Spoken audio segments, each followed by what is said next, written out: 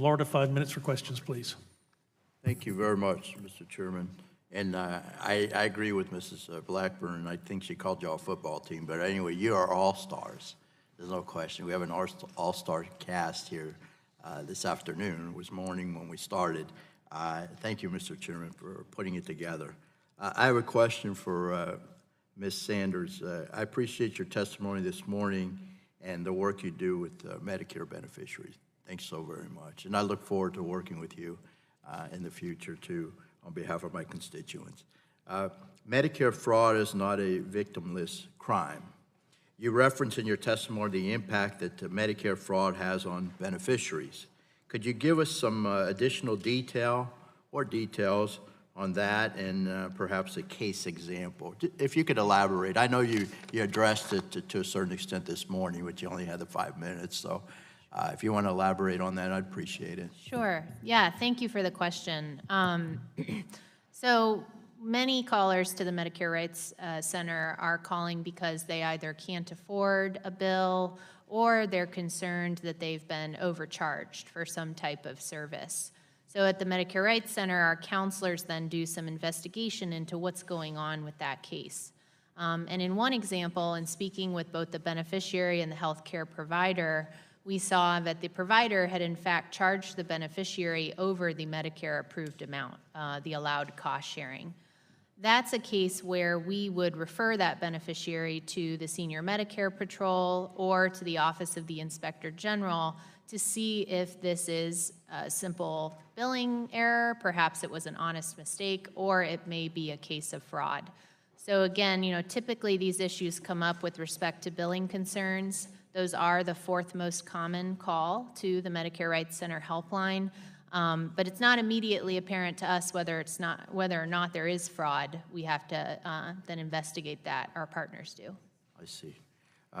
Does it make sense to have penalties that have not been updated in over 20 years?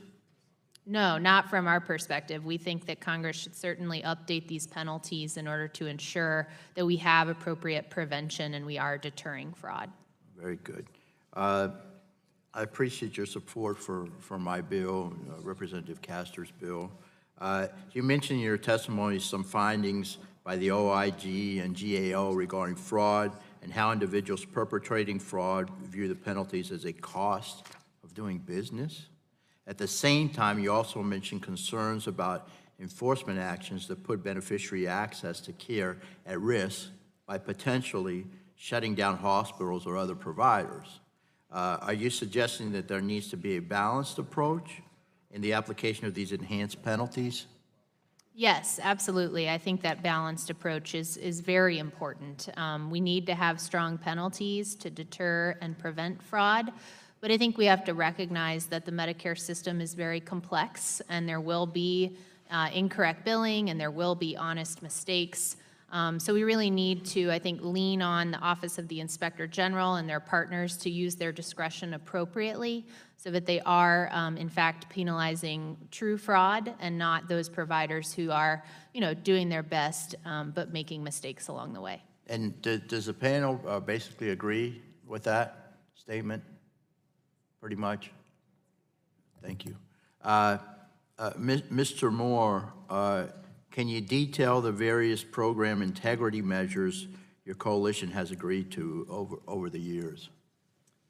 Yes, over the years, due to the number of times the therapy cap has been addressed, there's been a number of measures that have gone into place to ensure the integrity of the program. And those include the exception process that is set to expire. But what has worked really well has been the targeted medical review that was put in at MACRA. It's really allowed the agency to strike that balance to ensure access without applying broad-based utilization controls that might delay access or limit access. So that's probably been the most successful. We also are seeing that transition to quality-based programs, whether we, at one of the extensions, reporting on functional limits has been added to the benefit to understand what's going on in therapy, and then obviously participating in the quality programs that have come out of this committee in Congress. Very good. Appreciate that. Thank you very much, Mr. Chairman. I'll yield back.